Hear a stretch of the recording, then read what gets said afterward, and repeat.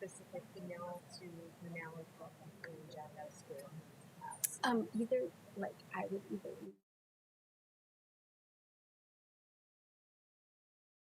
office people, Corey, Kristen, and Dominique. Okay. Dominique's the head one of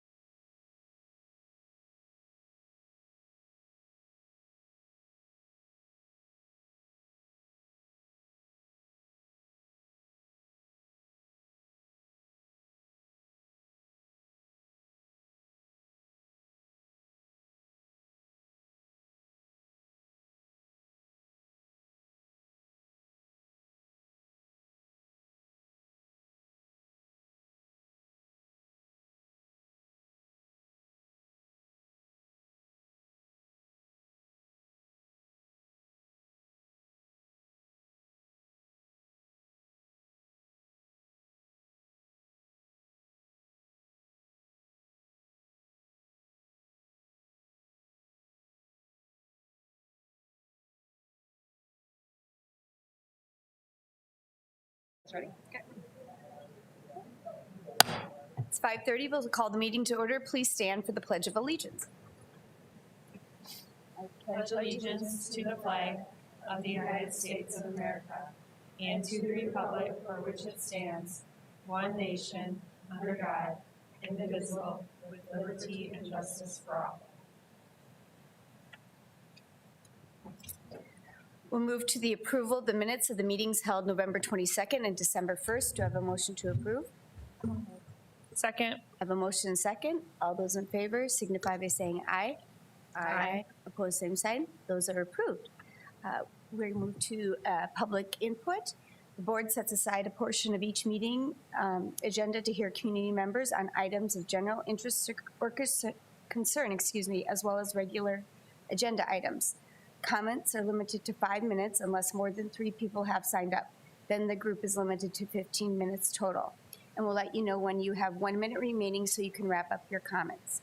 If there are multiple people attending to speak on a topic, we would encourage you to coordinate your comments. When you're called to the podium, please identify yourself and your address and the organization you represent for the record of the meeting. If you have any visual aids or handouts, please see a member of our communications team prior to the meeting. They will help you distribute information and approve any item to be shown for public viewing. The board does not take comments during this time on any personnel matters, and all meeting attendees are expected to treat others with respect and civility. The board will not respond to individual comments, and staff may be requested to follow up as needed following the meeting.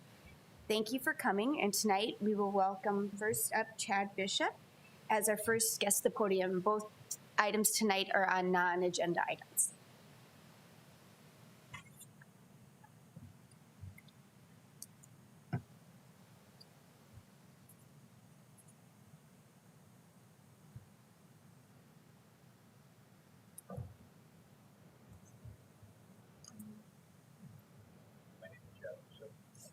Board 05 South Valencia Drive here in Sioux Falls.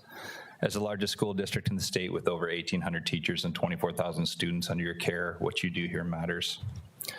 On November 8th and the 22nd, I addressed this body where I asked you to offer, if not require, screening for SARS-CoV-2 antibodies or adaptive T-cell response prior to administration of the vaccine for children on the district property. I now understand this is being done by the city at the community centers co-located at the district facilities. I'll persist in this request to the city council tomorrow night. In addition to informing families about screening, I would ask you to consider offering reimbursement for all teachers and staff who would want to pursue either antibody or adaptive T-cell response assays to ascertain their own immune status and whether they are vaccinated or not. This week, the mayor of New York will require children as young as 5 to be fully vaccinated and to show proof of vaccination to dine out. Medical apartheid in the United States of America. Papers, please, in the United States of America. When questioned on CNN by Sanjay Gupta, Dr. Fauci had to concede natural immunity had to be discussed seriously, having no firm answer when asked to justify vaccination for the COVID-19 recovered after the Israeli data was published. In this exchange, Dr. Fauci falls back, questioning the durability of the response. How long will it last? That's his only answer. That has been a legitimate concern for those who have never taken Immunology 101. So what does it mean when the Argus Leader reports on October 17th of this year that better than 99% of all South Dakotans who have either been vaccinated or recovered from COVID-19 have not tested positive or tested positive a second time? It means that it has been 21 months since the first case of COVID-19 was diagnosed in the state, and less than 1% have been reinfected according to the state epidemiologist. How much less than 1% is my question. This is empirical data answering Dr. Fauci's question over the period of 21 months.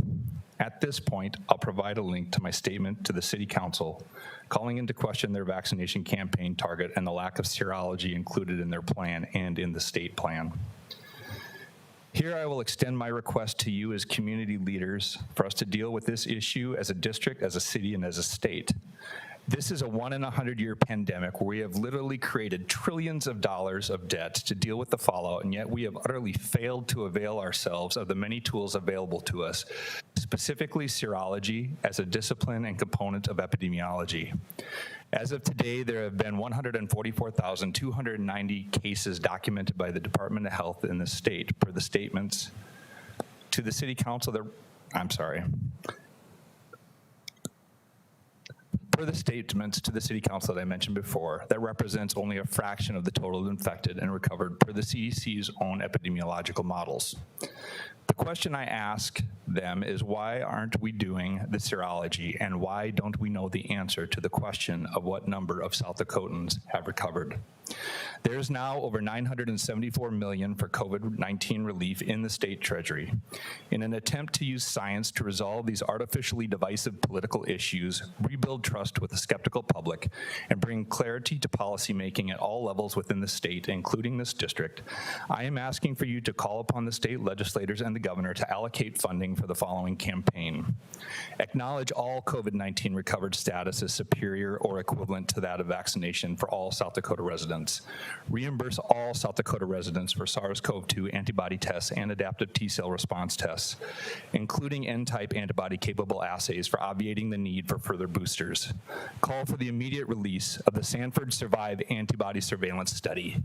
Where did that go? Why didn't they publish it? They announced it, and the data has not been made public. The Department of Health to solicit and compile anonymized serology data from the blood banks. The Department of Health to solicit and compile anonymized serology data from the commercial laboratories. The Department of Health to add to the dashboard a calculation of community immunity from the voluntarily vaccinated plus the COVID-19 recovered. The Department of Health to expedite and calculate the CDC equivalent for a state epidemic threshold calculation as well as excess death. Use universal reimbursement for antibody and T-cell assays as a means to re-engage the vaccine hesitant, as well as to calculate community immunity. Healthcare professionals not on the front line found ways to work remotely for 18 months. Why are they not being offered this opportunity now? Subsidize rapid testing protocols for healthcare professionals and as alternative to termination, and provide extended benefits to all healthcare professionals that were unjustly terminated by these vaccine mandates, whether public or private. Thank you for your time. Thank you, Chad. Our second speaker is Deidre Nissen. Please approach the podium and state your name and address. Thank you. Hello, Deidre Nissen. My address is 1208 South Taberry Avenue, Sioux Falls, 57106. Hello, board members. My name is Deidre Nissen, and I am in my 10th year of teaching in the Sioux Falls School District. I'm a math teacher, coach, and department chair at the New Jefferson High School. Today, I want to talk to you about some of our current policies for maternity and paternity leave in our district. 10 years ago, I began my first teaching job at Roosevelt High School. I was recently married and knew that if I was going to have a 6-week paid maternity leave, I was going to have to save a minimum of 3 years of sick days, using none of those in order to have enough. The time came where we wanted to start a family. Like most teachers, I wanted to plan for a summer baby. As many women experience, planning a pregnancy wasn't so easy. We were luckier than most, and I was pregnant with my first and had a due date of August 17th, about a week before school started. I met with HR to see what my maternity leave would look like. I had worked for the district for 5 years and had a little under 50 sick days saved in my bank. I was informed that I would only be allowed to take 6 weeks paid from my child's birth, 8 weeks if I had a C-section. FMLA allows for teachers to take up to 12 weeks of leave, but anything after 6 is unpaid in this district, even if you have the sick days saved in your bank. So I began to consider what it would cost me to take a longer leave. It would have cost me over $200 per day or over $1,000 per week to stay at home with my child, while the pay for my long-term substitute would have been around $150 per day. Well, just as expected, I was guilted into only taking a 6-week leave. And just a reminder, I had the days to use, but I was not allowed to use them. Because my due date was at the beginning of the year, I spent my entire summer planning at the school for my long-term sub. Each day of my maternity leave was planned out in detail. You may say, well, Deidre, you didn't have to do that. But do teachers really have a choice? I'm a high school math teacher. In order to entice someone to take my long-term sub position, this had to be done. I can tell you and vouch for any teacher in the district that being absent is twice the work of being present, yet we're still the ones paying to be gone. I had a colleague in the district who had to have an emergency C-section when having her firstborn. After talking with her about her experience, she told me how lucky she felt to have had a C-section because she got another 2 weeks at home with her baby. Imagine being in a position of feeling lucky that you had to have a C-section, all to spend a little more time with your little one. I just don't want to talk about maternity leave for mothers, but also fathers in our district. Any guesses? It's 10 days. It's a very good thing that fathers aren't a necessary part of a child's development. I have a colleague who recently welcomed twin girls this year. After having twins, that hospital say just takes your first 5 days right off the bat. Imagine spending 1 week at home with your wife and newborn twins and then saying, "See ya, hope you're okay." Why is this? Is this because we expect mothers to do it all? While on your maternity leave, take care of all the feeding, changing, bathing, laundry, dishes, cooking, and cleaning. And do it all on your own. You don't need any help. And what if his wife was a teacher in the district? Certainly she would get more than 6 weeks for twins, not unless she was lucky enough to have a C-section. And certainly the dad would have more than 10 days, especially if he had them saved. The answer is no, he cannot use them. What if you have a premature baby and they have to spend time in the NICU? Does your 6 weeks start at the time that you're able to bring them home? It does not. It starts from the day that they are born. This is a reality for a teacher in the district whose child spent the first month in the NICU and she had to return to work after only spending 2 weeks at home with them. My husband and I are expecting our third baby in March, and I am 0 for 3 on planning a summer baby. School board members, we're in a day and age where maternity and paternity policies are changing.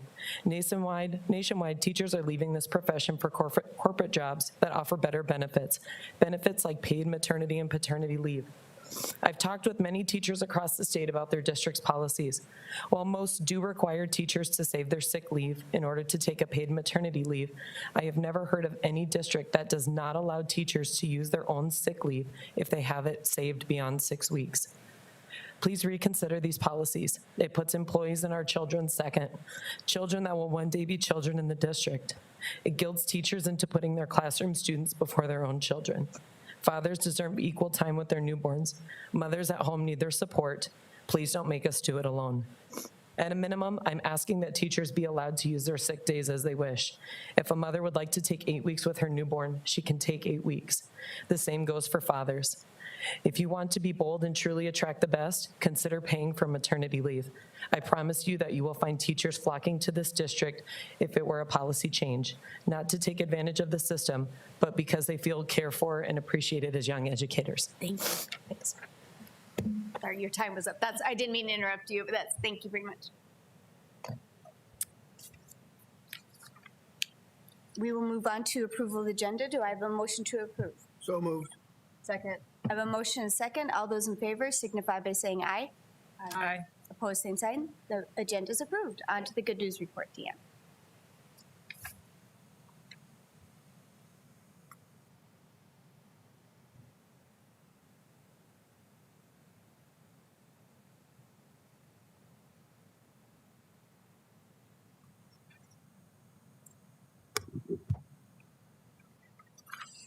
Well, good evening. We are featuring some fantastic fine arts news coming out of Lincoln High School this evening. First, we will introduce you to the teacher who is guiding these students in their work. Sarah Winterscheid teaches photography, exploring visual arts, and design and drawing. I'll have Sarah come forward here. Her students have been turning out some pretty amazing work that's getting recognized on the state and national level. And she's going to tell you a little more about Ella Ratliff, who is joining us as well, and some of Ella's work. Ella, you want to come forward now? So Sarah, you want to share a bit about this piece? Sure. Hello and good evening. My name is Sarah Winterscheid and I'm at Lincoln High School, and I had Ella Ratliff last year in AP 2D Design and Construct, AP 2D Art.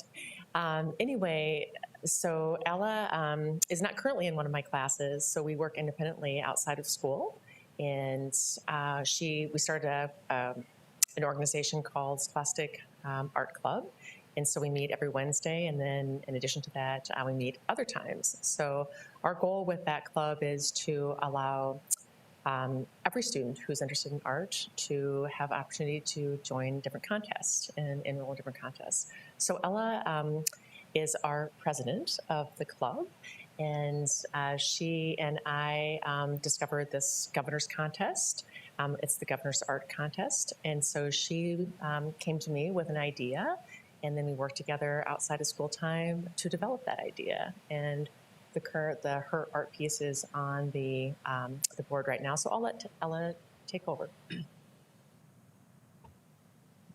Good evening. I'm Ella Ratliff, and I am the artist of this piece called 164th, Remembering Miss Nanny Whitehead. The backstory of this piece is my great-great-grandmother was 100% Cherokee Native American, and she was forced from her home along the Trail of Tears to a reservation where she signed documents and censuses that had her name on it. And when a couple hired her to become a nanny for their children, she left with them and they gave her a new name of Miss Nanny Whitehead. So when we look back and try to prove my lineage to her, we can't do that because when she signed the censuses, she signed them with her true Cherokee name, which we do not know to this day. We know her given nickname, but nothing else. So this piece is about my relation to her. Even though I cannot prove my relation to her, you can see her spirit kind of in the background with me in the foreground celebrating my heritage. Can you tell us what the medium is that you use to do your work? Yes, I used watercolor paints and some pen for the outline of the character in the background. And about how big is the real size? Normal sheet of paper, kind of. Okay, I don't know so the exact close to measurements. kind of what's on our screen right here. Yes. Yeah, great. It's beautiful. Thank you. Thank you for sharing that story and the art. It's great. Thank you. Detail is. Yeah, tell us where it's going to be. Yes, I'm sorry. Well, do you want to go ahead and finish that? It will be on display. Sure. Well, my work won that Governor Student Art Competition, and it is being shipped right now to be on display in the State Capitol building from now until, I think, September of next year. So, Hearty congratulations. yeah, thank you. Very awesome. Ask one more question. Are you planning to pursue art in after school? What year are you at? Lincoln? What year are you at Lincoln? right now? I'm a junior right now, I see and that. I'm planning to pursue art as long as I possibly can. I'm very involved in it this year with being president of the club and getting ready for even more competitions. I have about one per month registered right now. You're busy. Thank you. Nice. Good job. And the news just keeps giving, right? So we have a 2021 Lincoln High School graduate, Benton Keller, who is also joining us this evening. Benton, you want to step forward? He has achieved something only 0.4% of students have ever achieved, and that's a perfect score on his AP Studio Art exam. Advanced placement courses, as you know, are college-level courses taken by high school students. There were 34,000 students who took the AP Studio Art exam last May, and Benton is one of 152 students to ace that exam. Benton has some items here and some work, and we will let him tell you maybe where he gets his artistic inspiration. Well, good evening, all. I'm Benton Keller, and I'm obviously the maker of these pieces. My inspiration is very driven by the world around me since I grew up in a very secluded and sheltered environment. I did not have a lot of access to the world around me or really access to people and experiences. So it's been in recent years that I've really tried to get out there and look at things for the first time, try to see what this world has to offer, and kind of just catch up on what I've missed. It's like a beautiful feeling of nostalgia. And I try to focus that in a lot of my pieces. The portfolio that I built for the AP course was focused on a more of a different approach in aspects of life, mostly in things that we can and cannot control. Like in these pieces, I have one of each really. The first one being an aspect of the family tree, in which you aren't able to control what family you're born in. The second one is your process of you climbing to the future, which you are able to impact where you go, and it's by your own choices. I like to explore these concepts in my mind as they help me try to picture where I want to be in life. And I want to take art with me in all its glory as far as I can. Beautiful too.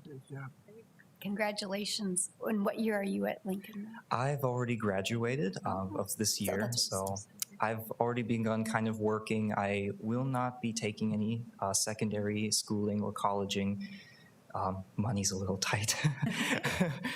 But I will be pursuing as much art as I can, especially in the field of photography, which is what I based my portfolio on. And a lot of digital graphics, like in these two pieces, mixed with a bit of Photoshop and digital design, a lot of layers and different feelings and colors. I especially love to play with different shapes and colors because, you know, who doesn't? Thank you very much, Ben. Yeah. Good luck. Thank you for having me.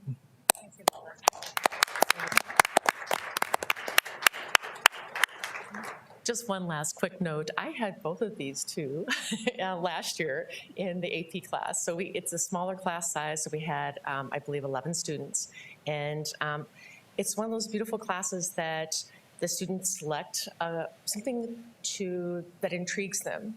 And the portfolio is all about refocusing on how they're understanding that question and how they learn about themselves throughout questioning themselves and from the beginning to the end. So it's almost as though you step into, I would say, an art studio, and you would ask the artist, what are you doing? What's working with your project? What's not working with your project? What are you experimenting with? And so of those 11 students, we ended up having 7 5s and 4 4s. So we just did outstanding. And I really think that we have such a talented group at Lincoln High School. I absolutely love teaching them and just feel blessed to be there. Thank you for your time. Congratulations to you, and thank you for what you do at Lincoln. And a special note also, Ella's mom has joined us as well. Wave from the back. And of course, Dr. Laura Rader is here to support students as well. So great work. I think you'll agree that it's amazing to see these young artists and the work that they create. I think it's cool to see not just the work, but then to actually hear the personal story or the explanation of what it means to them, because then I think it helps the viewers to even look at it in a different way than what they had seen originally. So thank you. I appreciate it. Thank you. We'll move on to the approval of, there were no conflicts of interest, so we'll move on to the approval of consent agenda, items 9A through D. Do I have a motion to approve? So moved. Second. I have a motion second. Seeing no discussion. All those in favor signify by saying aye. Aye. Opposed, same sign. Those are approved. On to 10, approval of claims to Sanford Health. Do I have a motion to approve? So moved. Second. I have a motion second. All those in favor signify by saying aye. Aye. Opposed, same sign. That passes with one abstention from Board Member Ryder. On to the reports of the superintendent. Item A, K-12 mathematics curriculum. Dr. Boyson.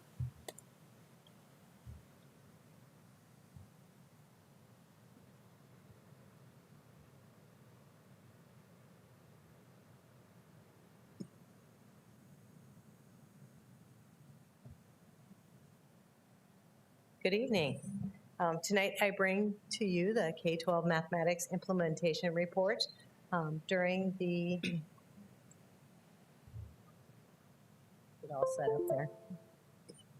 During the April 2020, we brought to you the adoption report with materials and professional learning that was approved by the school board for implementation of fall of 2020.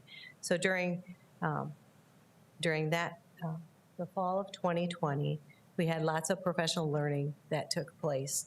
And with elementary, it was strong Tier 1 core curriculum instruction as well as a comprehensive intervention program, which was the Math Bridges Intervention Program. And those two combined support our elementary students through their learning with that strong core instruction with investigations and then the Bridges intervention.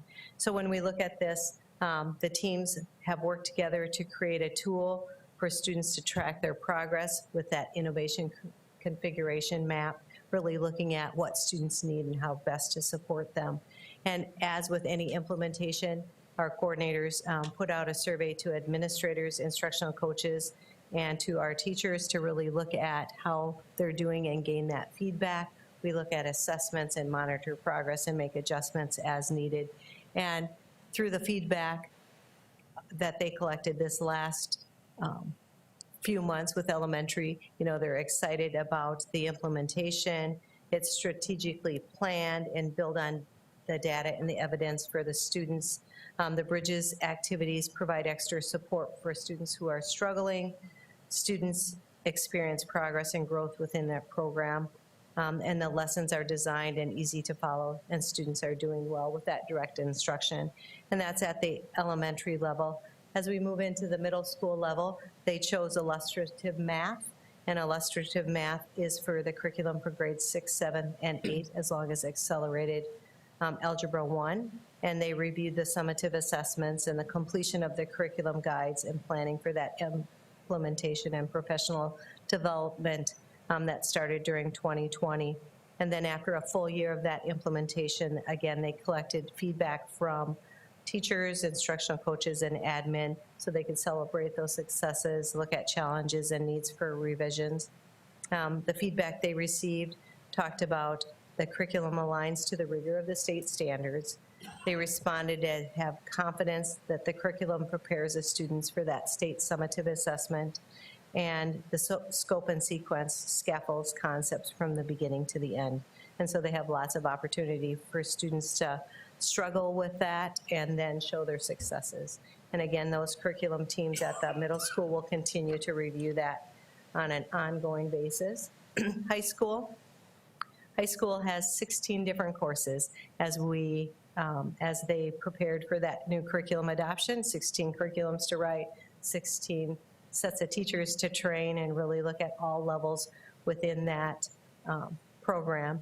And so they chose ALEC as an online resource to fill the gaps and support the instruction for students within math. And the high school staff have really liked that feedback provides immediate support for students. And so that online resource was a good opportunity for them. Some of the comments, the materials are easy to follow, differentiation for their students, allows students to do homework online through ALEC and allows them to know the right way that the problems are being solved, and it provides immediate correction. And so after the first year of implementation, they again review the district summative assessments to determine successes, make adjustments, and teachers continue to monitor the effectiveness of the curriculum through that common summative assessment.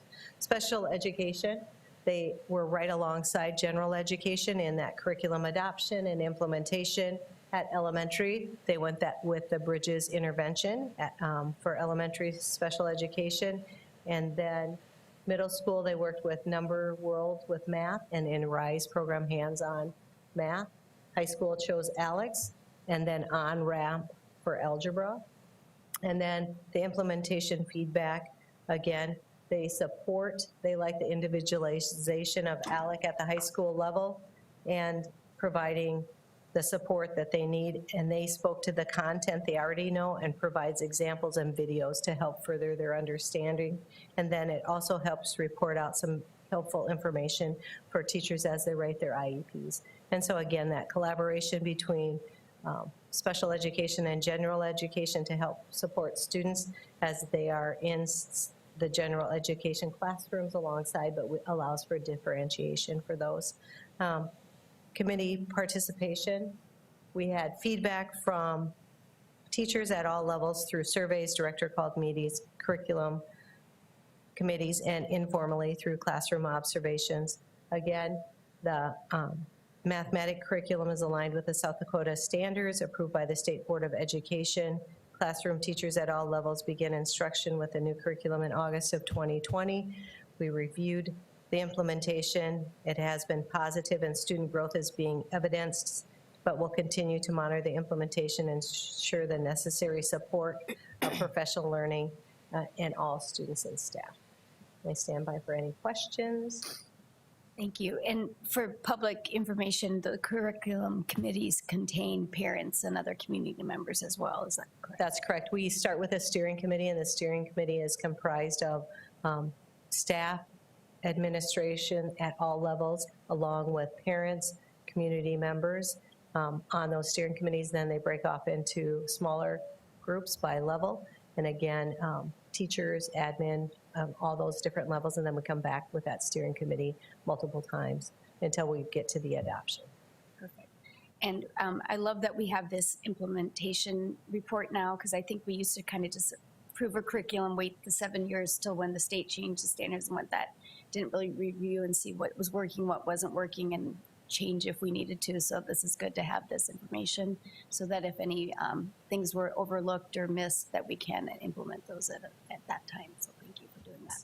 Yeah, the only other thing I would mention to the board is just note the date, August 2020. Yeah. And, you know, doing an implementation at that point was difficult, and our teachers did a great job, but this is almost like a second first year when you're implementing kind of under those conditions. And so I think it'll be interesting to kind of see how that looks and feels after a second year when we have a little bit better conditions for teaching the content. All right, I stand by for acknowledgement. Move to acknowledge. I have a motion and a second. All those in favor of acknowledging the mathematics curriculum implementation report signify by saying aye. Aye. Opposed, same sign. That is acknowledged. Thank you very much. On to the Return to Learn plan for Continue to Learn required review and update.